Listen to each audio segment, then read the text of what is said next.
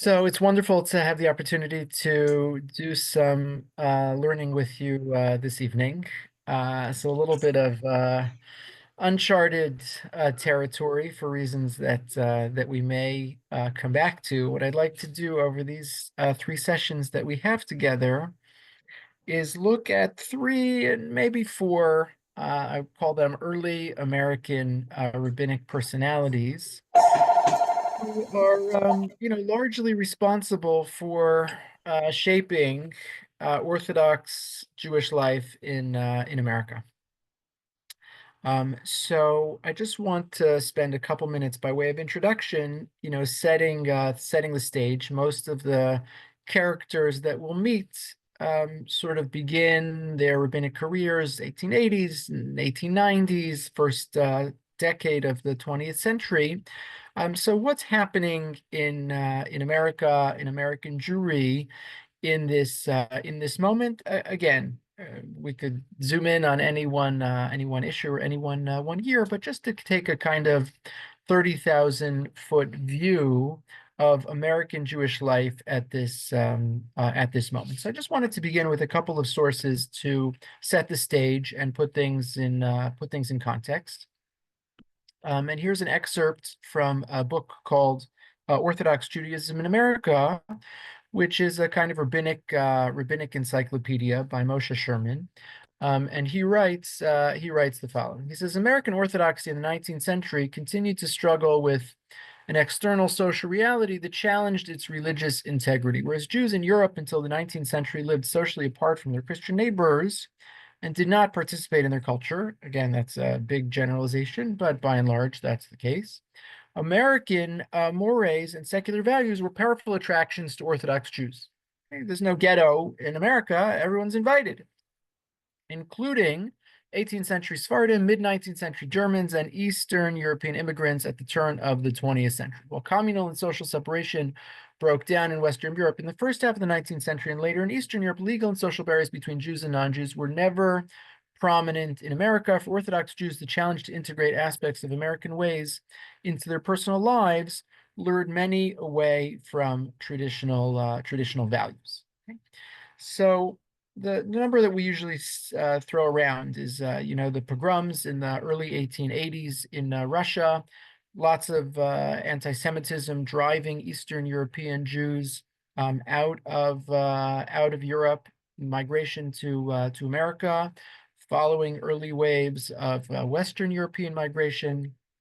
By World War I, there's roughly 2 million Jews in America. In 1924, we have the Johnson-Reed Act. Immigration becomes much harder, much slower, but that's the landscape.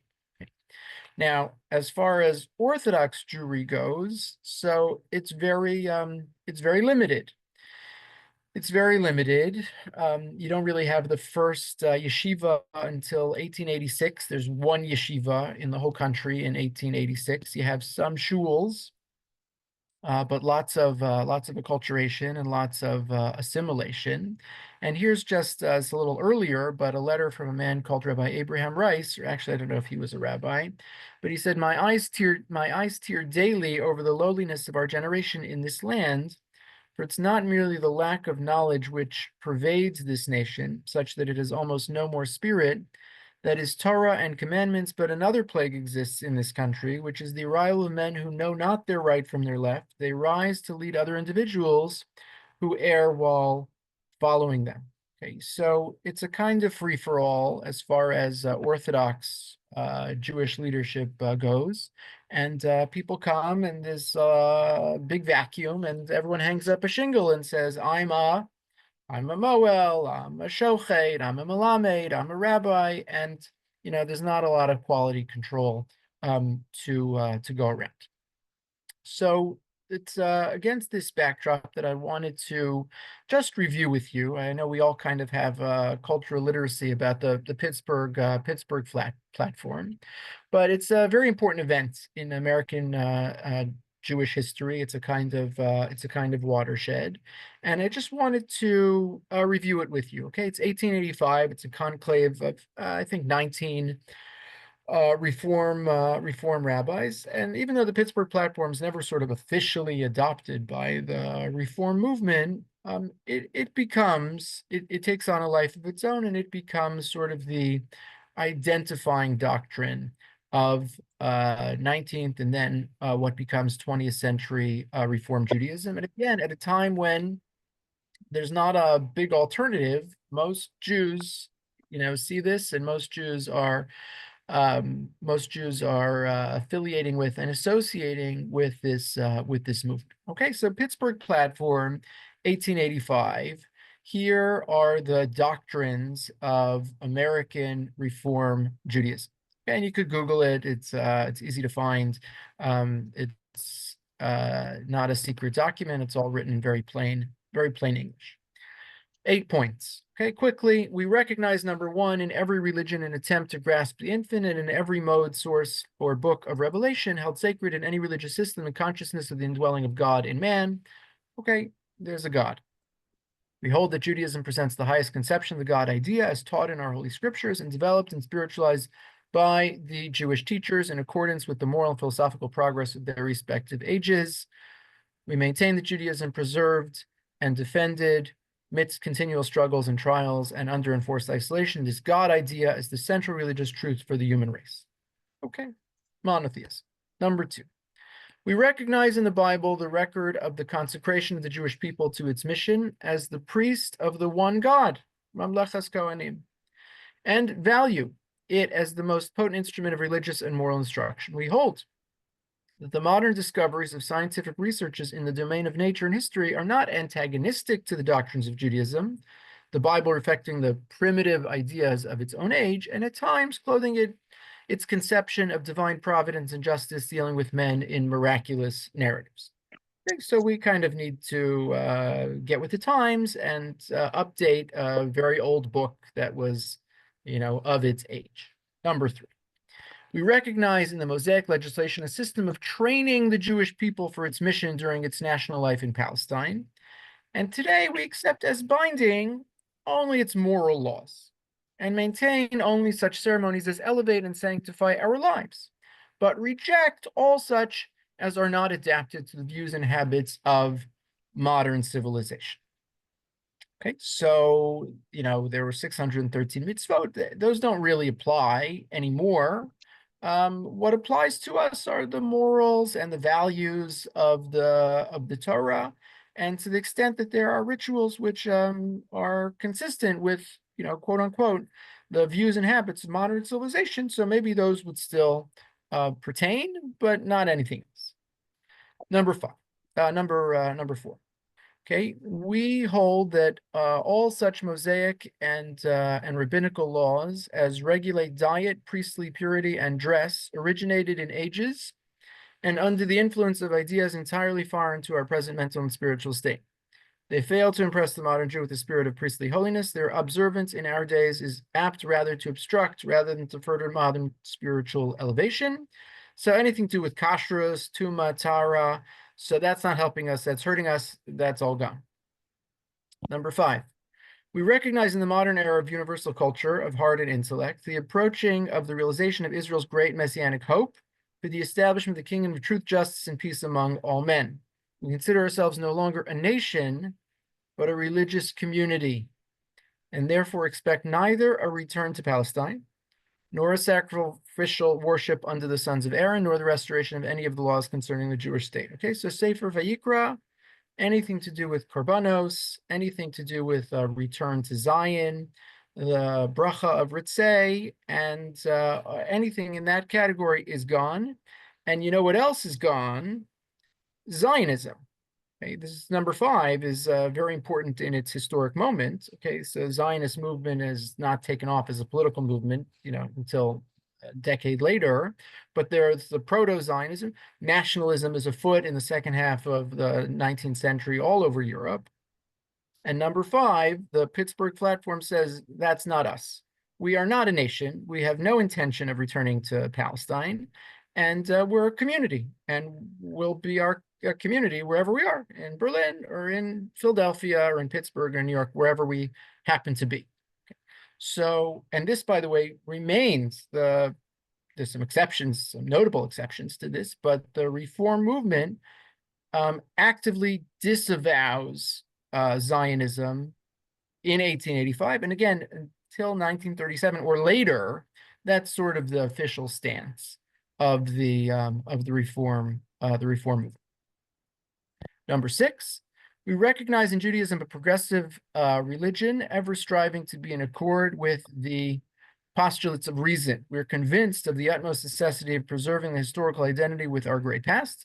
Christianity and Islam being daughter religions of Judaism, we appreciate their providential mission to aid in the spreading of monotheistic and moral truth. We acknowledge that the spirit of broad humanity of our age is our ally in the fulfillment of our mission, and therefore we extend the hand of fellowship to all who cooperate with us in the establishment of the reign of truth and righteousness among men, universalist streak. 7, we reassert the doctrine of Judaism that the soul is immortal. That the soul is immortal, grounding the belief on the divine nature of human spirit, which forever finds bliss in righteousness and misery and wickedness. Reject as ideas not rooted in Judaism the belief both in bodily resurrection and in Gehenna and Eden as abodes for everlasting punishment and reward. Okay, so there's no Olam Haba.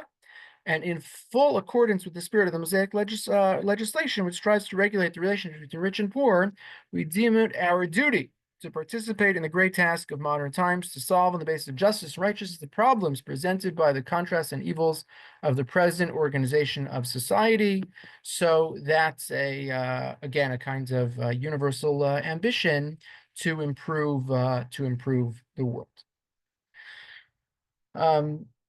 Okay, there's obviously a lot to say if we were doing a course on the origins of Reform Judaism, but that's not our purpose right now.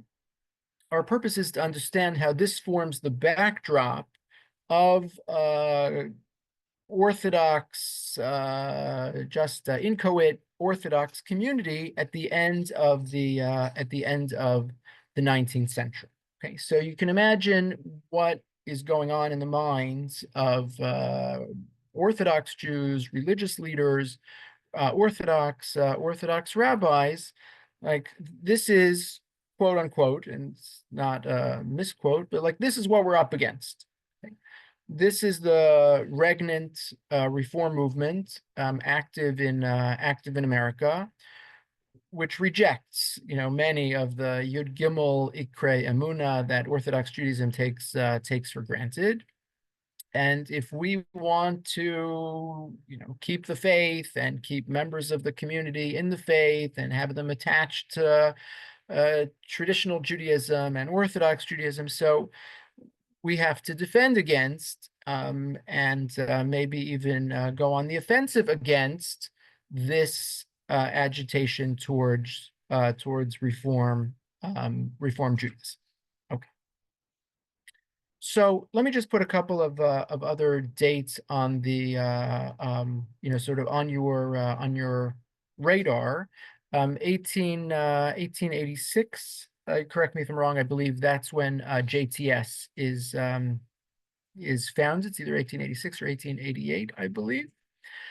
We'll come back to JTS, but that functions primarily as a reaction to the Pittsburgh platform, and later it becomes conservative Judaism. But at its time, it's a traditional response to reform.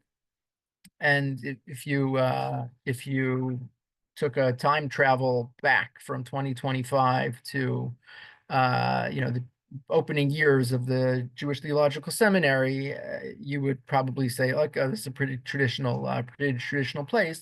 That didn't really change until 1902, when Solomon Schechter took over the seminary, and it took a decidedly unorthodox turn and became what eventually became conservative Judaism. Okay, so 1886, you have the first Eitz Chaim, the first yeshiva. In 1896, you have REITs, which opens, and we'll talk more about REITs a little later on. Okay, so let me just pause there with that introduction. I see a hand or two. Robert, did you have a question?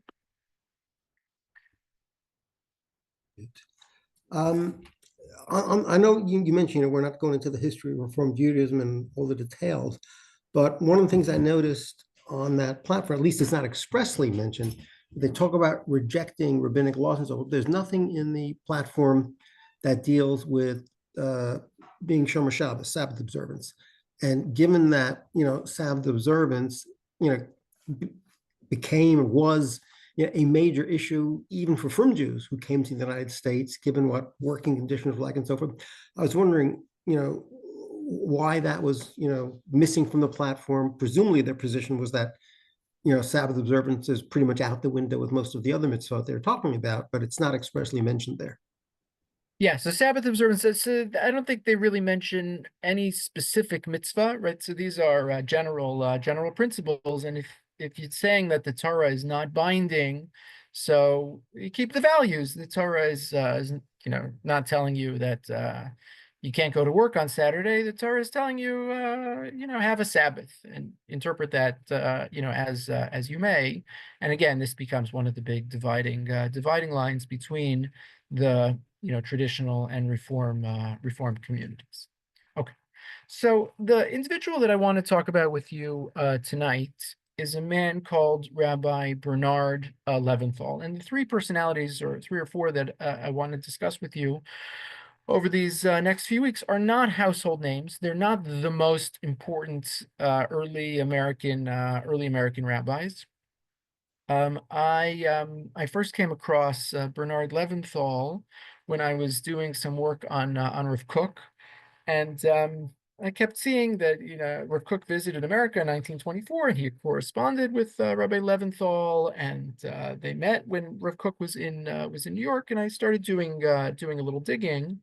And there are a few characters like this, which is to say, names of individuals that are not known to us by and large, but who were very important in their moment, and I would argue were important beyond their moment because they had a hand in establishing some of the most important institutions for Orthodox Jewish life in the 20th century and beyond, and because they laid the groundwork and created the kind of framework within which traditional Jewish life could function long after they were gone.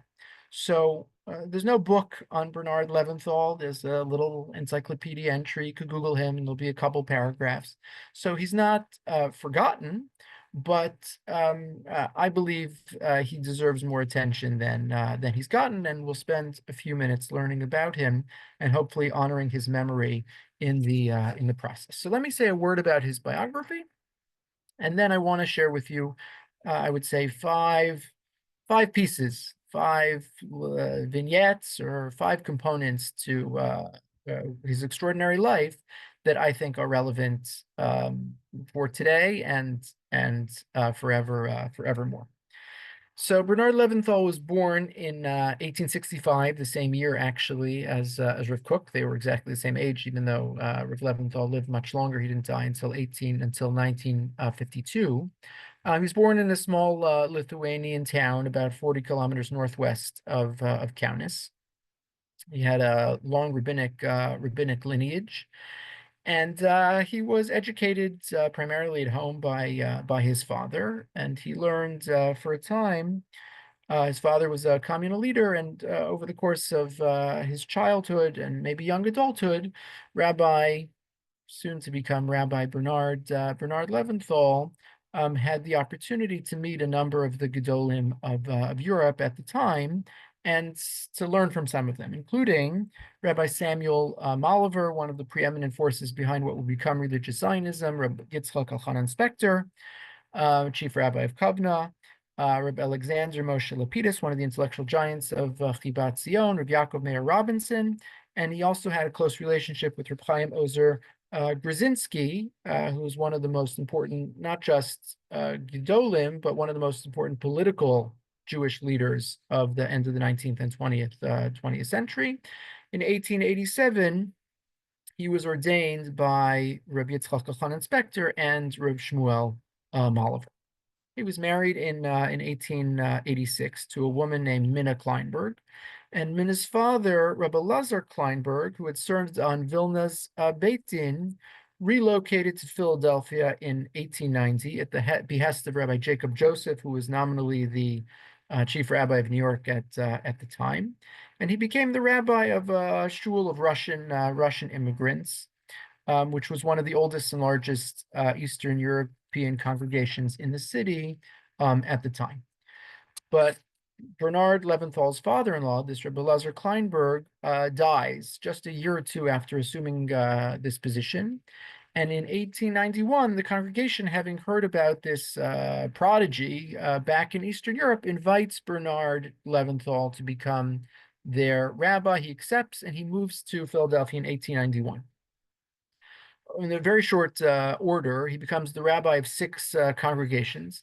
And again, it sounds a little like a different model, which it was, because these are immigrants, they don't have any money, and they sort of pull together their resources to be able to support barely, one rabbi. At some point, he's ministering to as many as 18 congregations. In his eulogy, which we won't have time to look at, he's known as like the chief rabbi of Philadelphia.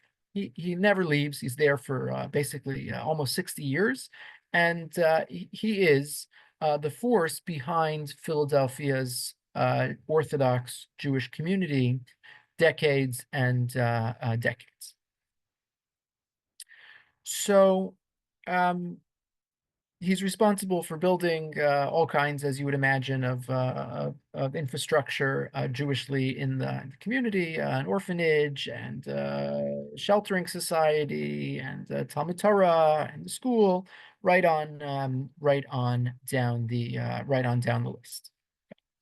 So just to put a couple numbers to it, from 1875 to 1917, Philadelphia's Jewish population went from 15,000 to 200,000. So it's booming. Right? This is exactly when the Jewish community in America is beginning to take shape. So very successful in Philadelphia. At some point in 20 years into his career, Chicago tries to get him to leave.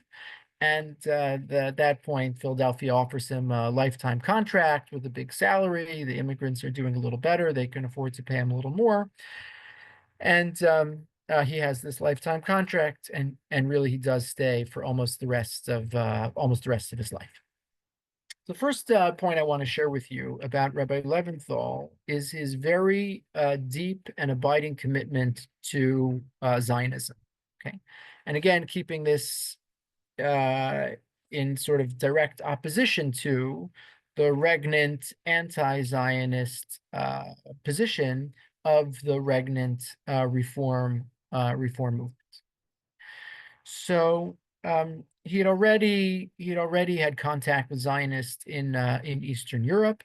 In Philadelphia, he started a Return to Zion Society, an Ohavei Tzion society.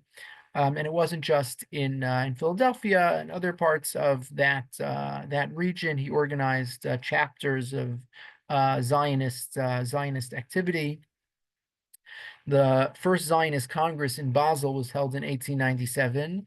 Rabbi Leventhal didn't attend, but he actually sent in a telegram with greetings or remarks, which was read into the record at the first Zionist Congress in 1897. And when Herzl died in 1904, so I don't know how many Orthodox rabbis eulogized him, right? There's a difficult needle to thread. Even if you were a Zionist, Herzl was operating from a playbook that was very far removed from traditional Judaism, and Bernard Leventhal eulogized him. Happens to be Bernard Leventhal had a son named Louis Leventhal, who was would go on to become a very prominent conservative rabbi. And he once reflected, he said, when on that day, or that week when Herzl died, he said the shul was draped in black, candles were lit, and special mourning services were held. He said his father used to call Herzl the uncrowned king of the Jewish people. Okay, so Rabbi Leventhal constantly fundraised for yeshivot in Palestine. He served on the executive of the Central Committee, Knesset Yisrael, charity and organization providing financial assistance to the poor in Jerusalem.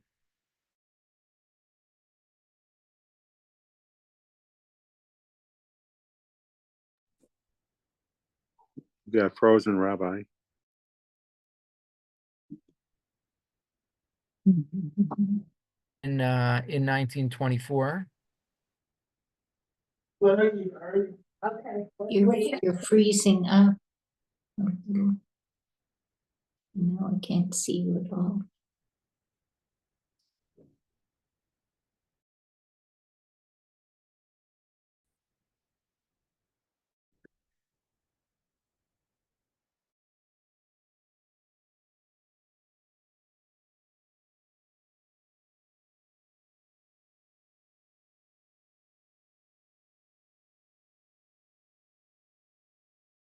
Back now.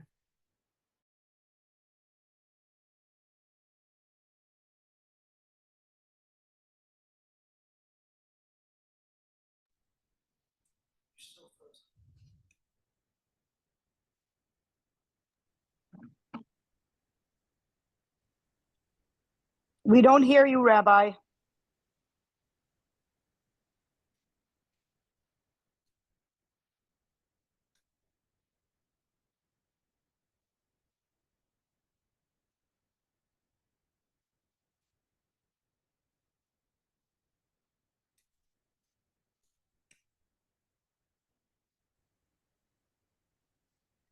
Okay, I apologize. We should be in a better place now. So we're talking about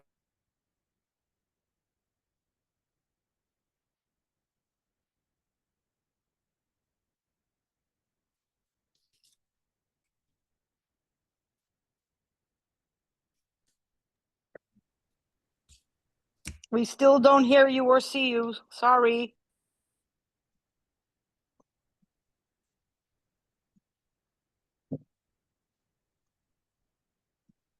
Yeah.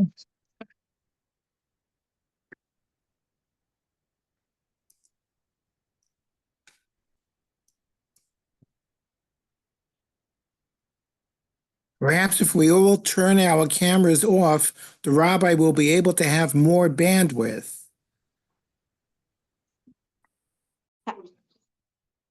With safe trip home. Yes, and you'll be safe tonight. I'll see you in the morning. Okay. So was there early in the morning? 11. Okay, I'll be here.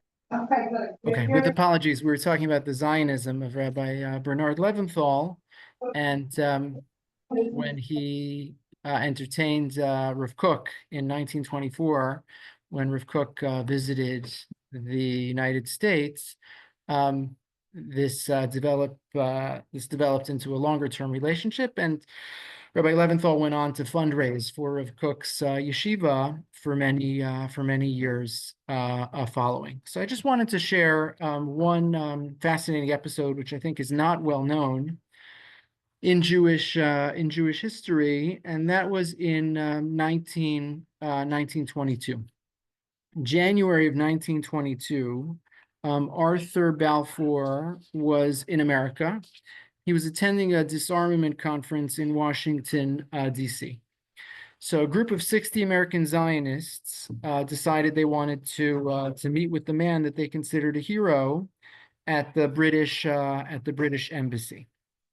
As you know, in 1917, he had issued the eponymous declaration announcing Britain's support for the establishment of a national home for the Jewish people in Palestine.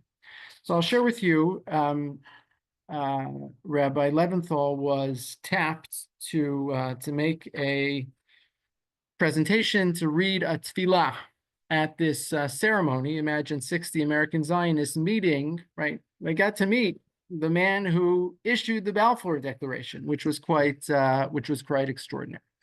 So I'll just read an excerpt in the interest of time. B'shem Knesset Yisrael B'artzot Brit V'roehem Haruchanim Hamisurim Midorei Dorot El Hatikva Hatzionit V'Yudei HaGeula on behalf of all of the Jews of America who've been waiting a long time for the redemption. I'm so honored to give you this blessing.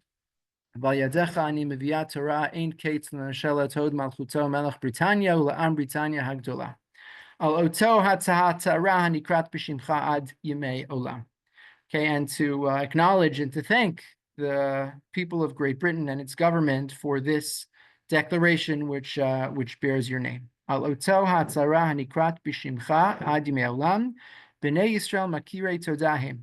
The Jewish people are a thankful people. L'moshe ehem b'chol artzot shehem nimtzaim, to all of the people whose lands we find ourselves in. Am Yisrael kulu asir todahu l'goalo l'maslim biyado ligael. And we thank all those who put us on the path to the redemption. Yodim anu et hakoshi agadol hakaruch b'shah geula etzel kol am va'am v'yuchud etzel am Yisrael mefarad mufusar b'chol kitzvei tevel. We know how difficult it is. Abal umazeh gadol hu kocho shel amenu ha'atik bioto nishan al divrei Elokim shenemru la'avinu harishon ket kol haaretz asher atar elecha etnenu l'zoracha ad olam.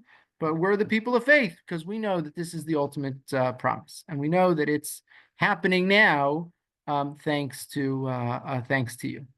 And he goes on to say that you're going to be remembered for a long time. The Jewish people are always going to know about this declaration and kachava.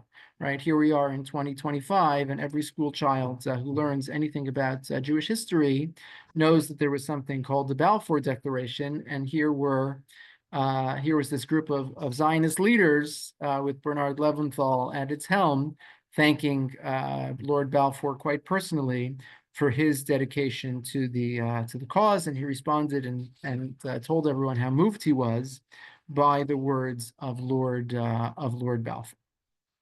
Okay. I also have for you, just in the source sheet, I'll just point it out to you, because he enjoyed this relationship with Rav Kook in 1935. It's one of the last things Rav Kook wrote. In 1935, on his 70th birthday, Rabbi Leventhal was honored by his congregation. They solicited tributes from rabbis around the world. It's really an amazing group of individuals who wrote tributes, and the first one in the book is a tribute written by Rav Kook. And he writes, Al kain hineni mishtatef bazeh b'birchati hane'emana lichvod yedidi hagaon Leventhal asher im gedulato toroto hamarkezat alav od mimena rav b'tzor echad migdolei hadora. I've known him since my youth as one of the giants of the generation. Amusi haTorah v'yira harehu kol yamav Sam Shichmo Lispol Ol Hatzibor B'Ninei HaKlal V'Aprat. He always took responsibility on his shoulders, and he goes on to sing his praises. I'll just say in passing, one of the things that I think is responsible for making Rabbi Leventhal less known than he ought to be is that he left no writings. He left no memoir. He left no shilas and shuvos. He left no commentary on the Torah. He left no record of his sermons. And so we're left with very few kind of primary sources from which to work. We have letters he wrote, and people wrote him correspondence, and sometimes he'd write an article in a newspaper. But it's a very limited orbit of material that we have to work with, and that I think contributes to the fact that he's less well known than he might otherwise be. He visited Palestine once in 1936. It was a crazy story. He was on a bus with his wife. His first wife had passed away. He'd remarried, and this was like a honeymoon. And their trip coincided with the early months of the Arab uprising in 1936. Someone threw a bomb onto the bus on which he was traveling, but the bomb never went off. It's like you could find this story in the Palestine Post. Bus bombed, everyone survives. Everyone was okay. Okay, the second piece I want to come to, again in the interest of time, just for brevity's sake. One of the major campaigns in the life of Rabbi Leventhal was a campaign for kashrus. And it's part of a much larger story, but you have to understand and imagine that, again, everything was a wild west. So like the shochet would just decide, this is kosher, this is not kosher, and it was supervised, it's not supervised. So Rabbi Leventhal was one of the leaders in the movement to create some communal standards and create some organizational structure, and maybe there could be such a thing as a hashgacha that people rely on. We walk into a supermarket, we just take for granted, like, oh, this is kosher. I just know that it has an OU, and it's so simple. It wasn't always so simple, and it was individuals like Rabbi Leventhal who fought tooth and nail over the course of a lifetime to create some standards. Philadelphia was known as kind of like the gold standard. He had a kind of reign over the industry locally. It wasn't perfect, but compared to Chicago or New York, where nobody could get their handle on what was going on, Philadelphia was a kind of gold standard. You can pick up this book. This is actually a recent book called something like Kosher USA. There's some crazy stories about fraud and corruption and double dealing and the black market and the mob. It was a messy industry that a lot of people didn't want to touch. I think I have some statistic here that somebody estimated in the late 1920s, 40% of kosher meat in New York City was probably not kosher. At all. There were boycotts, there were riots, there was price fixing. It's a whole mess. We could spend a whole semester just talking about, the problems of kashrus in the first half of the 20th century in the United States.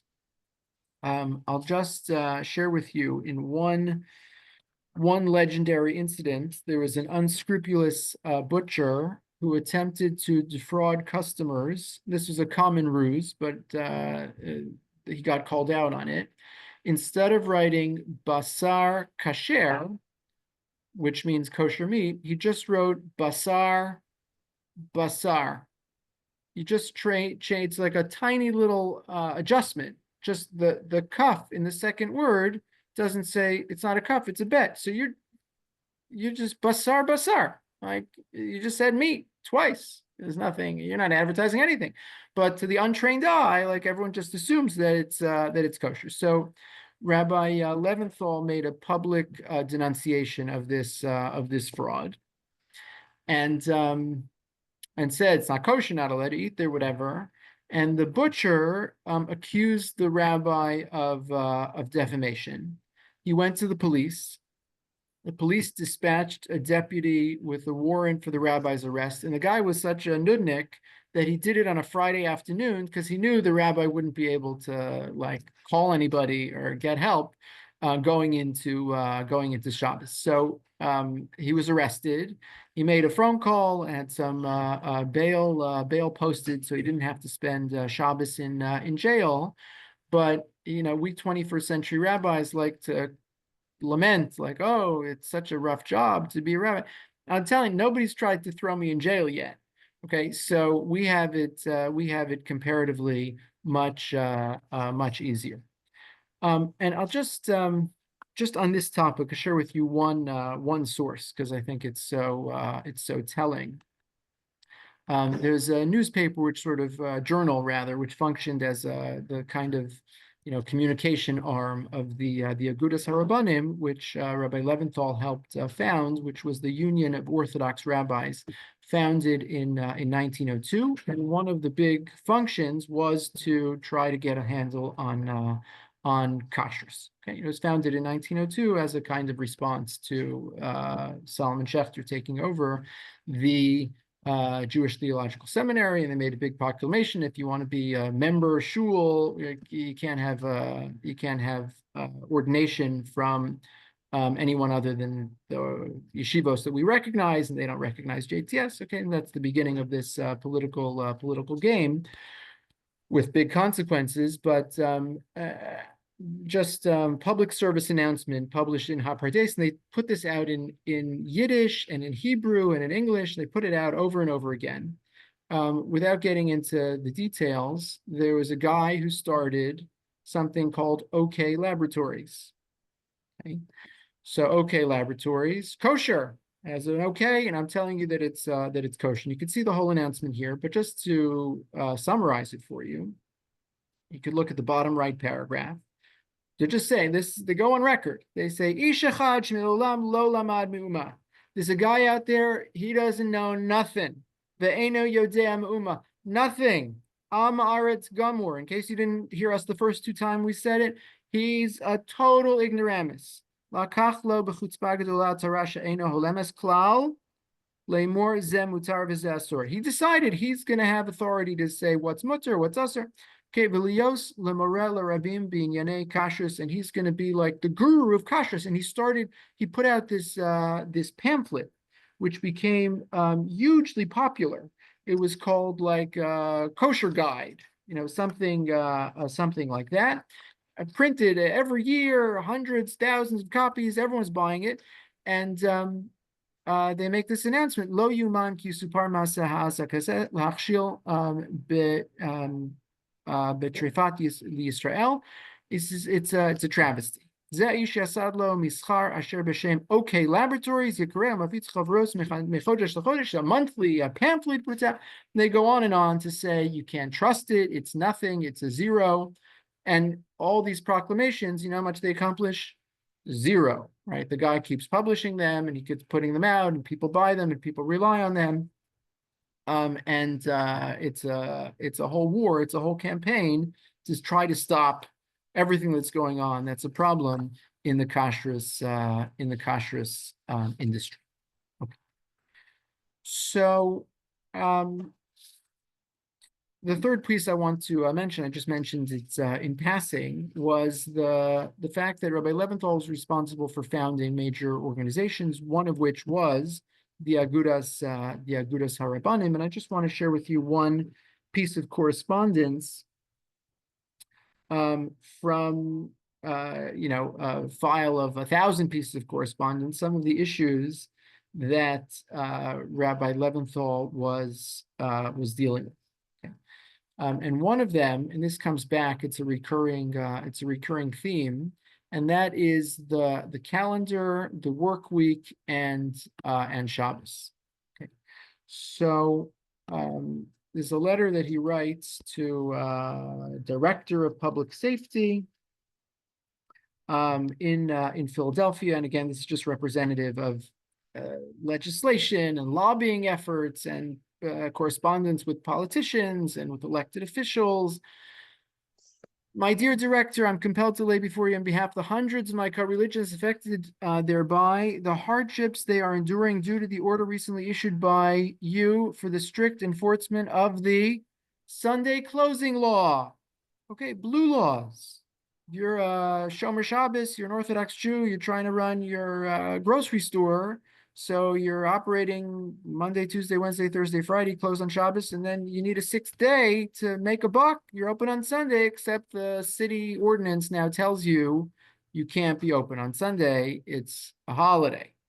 Assuredly, one cannot take issue with a police official for his strict application of the law. I'm sorry, but there does seem to be room for the consideration of the subject, either as to the letter of the law or its spirit, or both. Like, come on, can we appeal to your sense of compassion here? Help us out.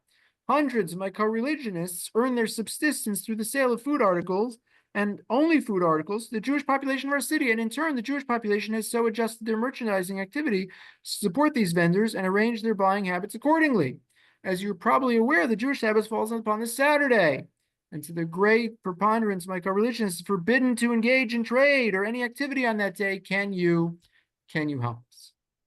So there's a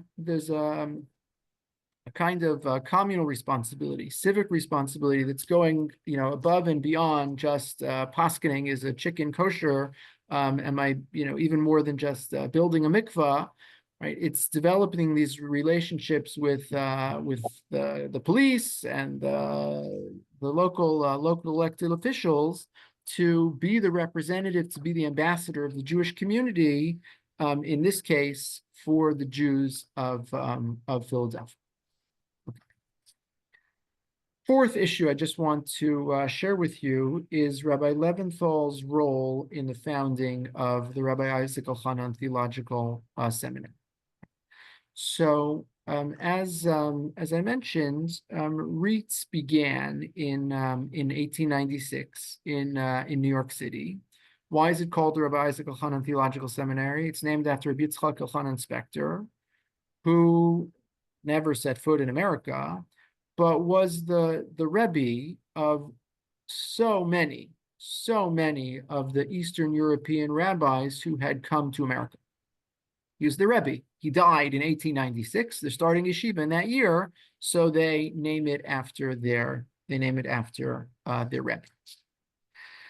So you can read Carol's father's book on the story of Yeshiva University for all of the details.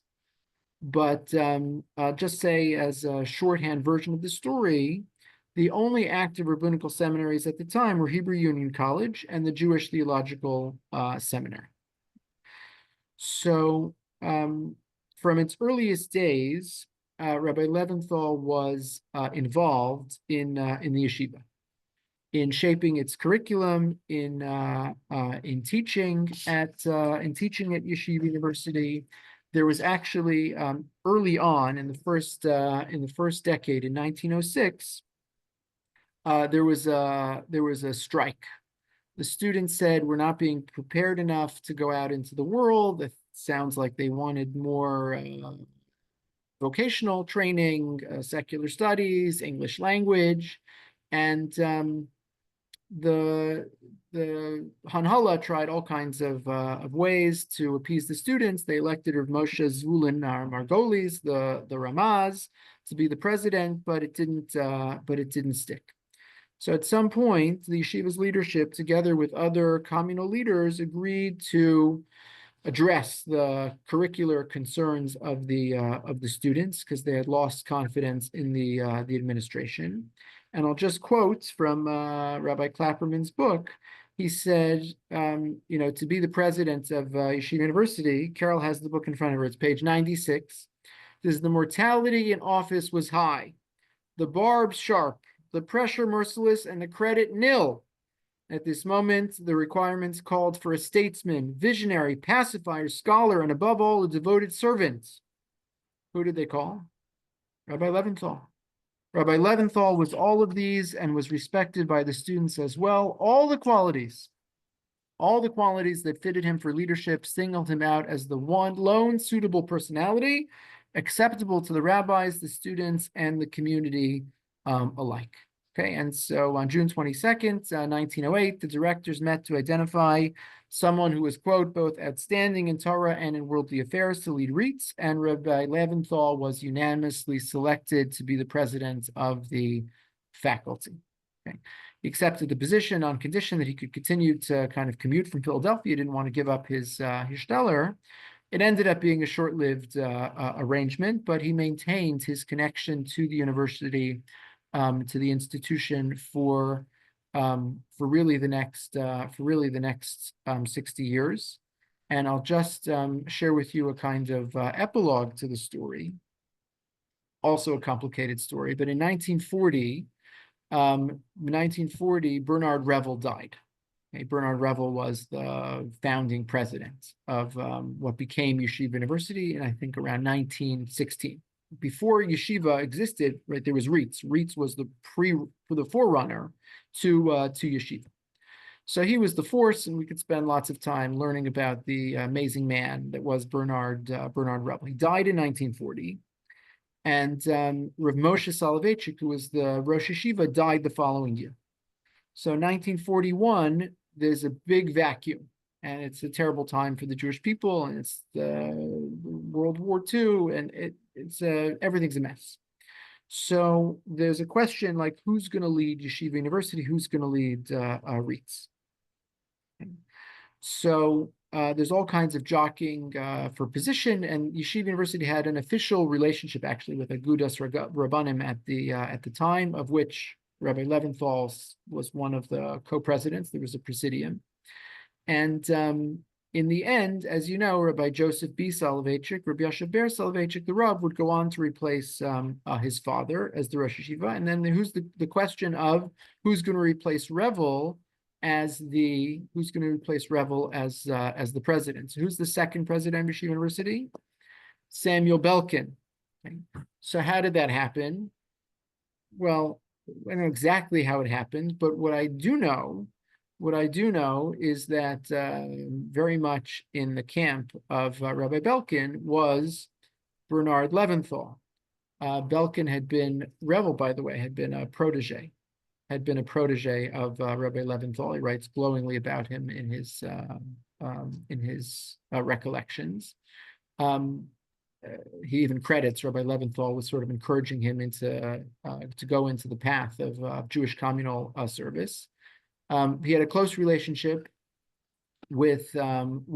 Belkin as well. He was a protege of Rabbi Leventhal, and this is 1941, 1942. In 1935, the relationship got even closer when Samuel Belkin married the granddaughter of Rabbi Leventhal. So Rabbi Leventhal, who's senior rabbi, kingmaker, head of the Agudas HaRabbanim, and very influential, and is in the meetings, and who should be the next president of Yeshiva? How about my grandson-in-law? Okay, not because Samuel Belkin wasn't qualified. There's plenty of qualified people, but there's surely a role to play. And this was a big piece of who Rabbi Leventhal was. A communal leader and influencer, and in this case, kingmaker. So he has a personal relationship with Reitz for the better part of 50 years, and then his influence post-dates his passing because it extends all the way to his grandson-in-law's tenure, decades as the president of Reitz. Before we run out of time, I'll share with you one more fascinating story, which goes back to 1918. As World War I came to a close, leading American Jewish organizations came together to create what is today the American Jewish Congress. And again, every one of these institutions, there's so many of them, have the fingerprints of these individuals on them. They just wouldn't be the same without people like Rabbi Leventhal. So they decided that they needed to present an American Jewish position, a unified American Jewish position at the Paris Peace Conference in 1919 at Versailles. Okay. So there are big questions on the table. Where would Jewish refugees find safety in the aftermath of the war? And what's going to happen to anti-Semitism? And they dispatch a number of delegates, 9 or 10 delegates, including, it's amazing, American Jewish Committee, right? Orthodox Rabbi Bernard Leventhal is chosen as one of the delegates. So when he comes back from the trip, and it's a big trip in 1919 to travel back and forth from the United States to Paris. Rabbi Leventhal writes about his experiences in a serial column in a Yiddish newspaper over the course of that summer. And when we have more time, we can go through it more carefully. But his description of Louis Marshall needs his own session. His description of Louis Marshall at the Paris Peace Conference is reminiscent of how Rav Kook describes people like Louis Brandeis, right? That you could have someone who's steeped in Jewish tradition, who has only so much exposure to secular Jewish politicians, secular Jewish statesmen, secular Jewish lawyers, in the case of Louis Marshall. And he writes so glowingly and just so beautifully and passionately about how Louis Marshall was able to move people and persuade them and come up with ways to bring right and left into center, and like this elegy for Louis Marshall. I just would say, coming from a man who was himself considered to be the most politically astute statesman of his own community, right? For him to be able to write this ode to Marshall was just remarkable. And writing for an avowedly Orthodox audience, he's writing in a Yiddish newspaper. Here was a full-throated elegy to an acculturated Jew, a leader. Louis Marshall was a leader in the Reform movement, the president of Temple Emmanuel, who believed wholeheartedly in the project of Americanizing Jews. That a man who co-founded REITs and the Agudas HaRabbanim would so openly laud someone from outside the traditional camp is just a kind of further testimony to Rabbi Levinthal's enduring capacity to see the world through a wide enough lens to capture the full breadth of his contemporary Jewish world. So I'll just close by saying, Rabbi Soloveitchik in 1954 wrote famously that there's two different types of ways that we can relate to Hashem and the Jewish people, and he said that when it comes to internal issues, so we march to our own drum beat, and we have our own tradition, and we're not going to start davening with other, like, we daven the way we daven. But when it comes to social issues and communal issues, there is a way for us to work together collegially across party and denominational lines. So he wrote this. From Soloveitchik wrote this in 1954. But Leventhal died in 1952. He wasn't getting this from the Rav, and I don't know if he organized his life around this kind of thought process. But he certainly lived this way. This is exactly how he constructed his Jewish communal life, right? A traditional Jew who was responsible for forming and founding and shaping and nurturing and nursing and building and supporting and developing so many of the foundational organizations of Orthodox Jewish life in America. And there he is at the American Jewish Congress delegation in Europe, and there he is talking to the elected officials in Philadelphia, and there he is corresponding and coordinating with members of the JTS faculty, which we didn't get into, keeping up cordial relationships with Reform rabbis to build up the social service institutions of America, and to be able to hold both of these, particularly at a time when everyone was kind of battling tooth and nail for their territory and for their spot and for their identity, was really just extraordinary. So I hope I've whet your appetite a little. Maybe it'll inspire people to learn more about Rabbi Bernard Leventhal and others like him. And please God, we'll pick up here next week to talk about a man called Rabbi Israel Rosenberg. We're out of time, and I want to be respectful of everyone's time, but I'm also happy to stay on and entertain questions or comments. Okay. Do you know the book about it's a biography of Rabbi Reese by Rabbi Harold Sharfman? I don't think I know it. Book? Okay, I have it if you want it. Thank you. And what's interesting is when there was a whole, I don't remember it, but do you know the name Isaacs? Does the name Isaacs? Yes, there's a 19th century rabbi named Isaacs. Yeah. Right. So I remember reading about this confrontation between the Reform and Rabbi Isaacs. And it turns out it was Shira Smiles' maiden name is Isaacs. It was her fascinating. Grandfather or something. Yeah. Or great grandfather. Anyway, also, is Carol there? Carol, I don't know her last name. Yes, Carol's here. Carol Morrow. Okay. Hi, as a youngster, I had all of your, I guess it's your father or grandfather wrote the histories, volumes of Jewish history for children. Right. My mother and my father Oh, were volume history of the Jewish. yeah, they were very important books in my life. Thank you. Thank you, Martha. Okay, yeah, Very, very nice to hear. yeah, okay. I have Vicky, do you have a question? Yeah, please. Okay, growing up outside of Philadelphia, true, it's the main line outside, but still, when I was growing up, Orthodoxy in Philadelphia had gone by the wayside. It had been superseded. Where did it go?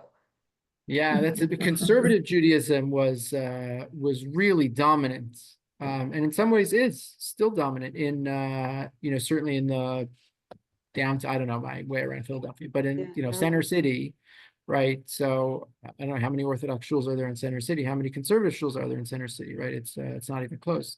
So I don't know exactly how and when that happens, but I mean, there's a separate series to be had on the wave function of Yeah. conservative Judaism, right? Because Right. they were really on the ascendancy from, I don't know, 30s to the 70s. Right. And then, then it started to fall apart. And you Well, said it his own Orthodoxy wasn't there when I was growing up, I mean, we created it. So in Right. our neighborhood, it was gone. Wow. Did you say his own son was a conservative rabbi? Yes, his son Louis Leventhal was a early graduate or prominent graduate of JTS, and was the rabbi of the Brooklyn Jewish Center. I think the founding rabbi of the Brooklyn Jewish Center. A conservative rabbi in the 1920s was a traditional rabbi, by and large. Yeah, very much. So, they had it wasn't like, oh, the son went off the derech and they split. Like, I think they had pulpit exchanges, and sometimes like his father would come to his shul, and so they remained very close. I think he writes that his father tried to convince him not to go to JTS, but he did go to JTS, and like everyone was fine.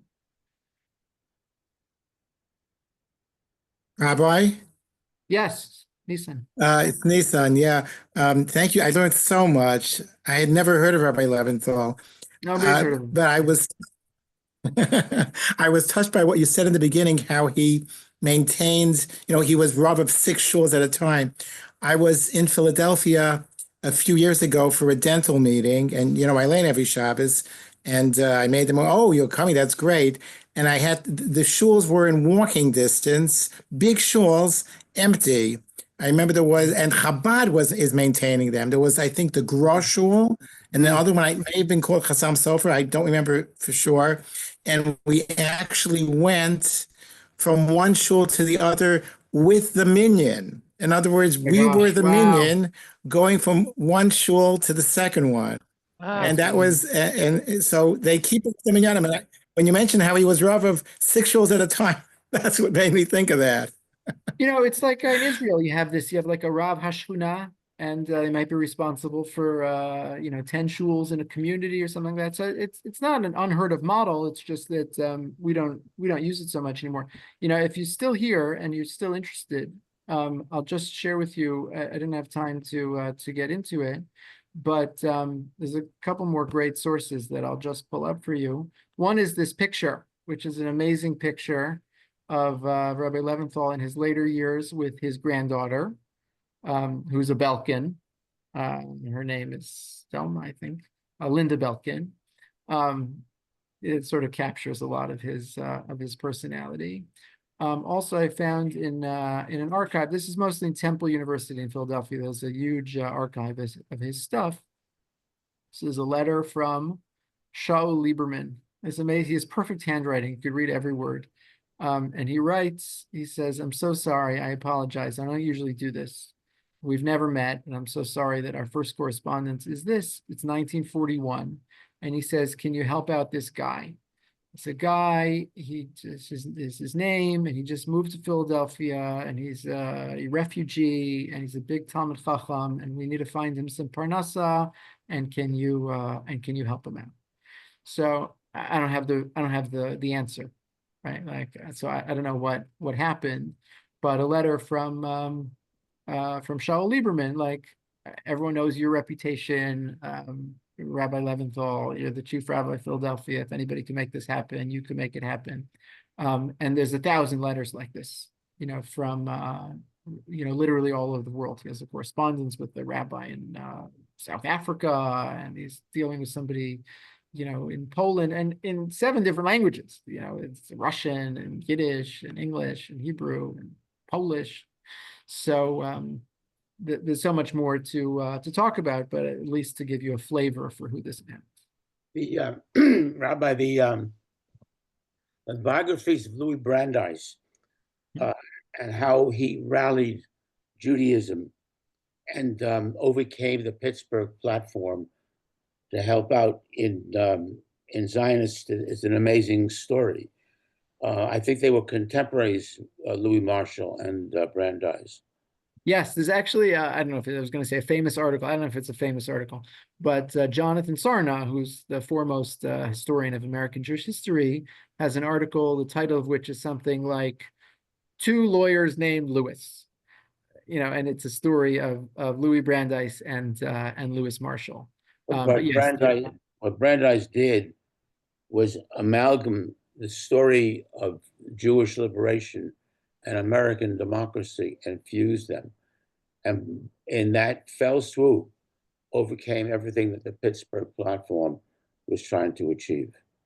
Yes, meaning to be a Reform Jew and a Zionist in the 19-teens was extraordinary, totally unheard of. And again, there were individuals like that.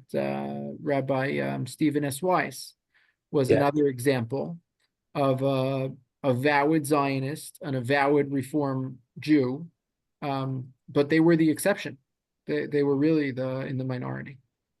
The other vignette, when I began to practice, Louis Marshall's firm was still in existence, Guggenheimer and Untermeyer, but they lasted until about the 70s. And I think with that, I don't know where Louis Marshall's papers went. But his is a story so significant to American Jewry. Yeah. There's biographies of Louis Marshall, right? That's nobody forgot him. That's true, but he deserves not to have been forgotten. Yeah, and again, if anyone's interested, I translated some of it, but it's really it's a great sort of just this episode that this Eastern European Orthodox rabbi is writing this ode to Louis Marshall because he watched him in action. I don't know what language it all happened in. This peace conference in Paris, in Versailles in 1920. Like, I don't know what language it all happened in, but Rabbi Leventhal spoke a lot of languages, so I guess he picked it all up. Are the stories Rabbi available? Levine, just some lines, just a little trivia. My great uncle became the chief rabbi of Philadelphia after Rabbi Leventhal. His name was Eliezer Pupko, and his son, Chaim Yitzchak Pupko, was the chavrusa of Dr. Belkin when they were in Rodden learning with the Chavetz Chaim. Wow, that's pretty good. So he came to Philadelphia in the 50s? He came originally to St. Louis, is how we got him out of, my grandfather got him out of Europe, and then eventually moved to Philadelphia. And Simcha, I knew the Pupkos in Philly. Yeah. The Kletanik family are part of that family. Yeah. The who? Do I pronounce it right? Kletanik? Yes, Kletanik is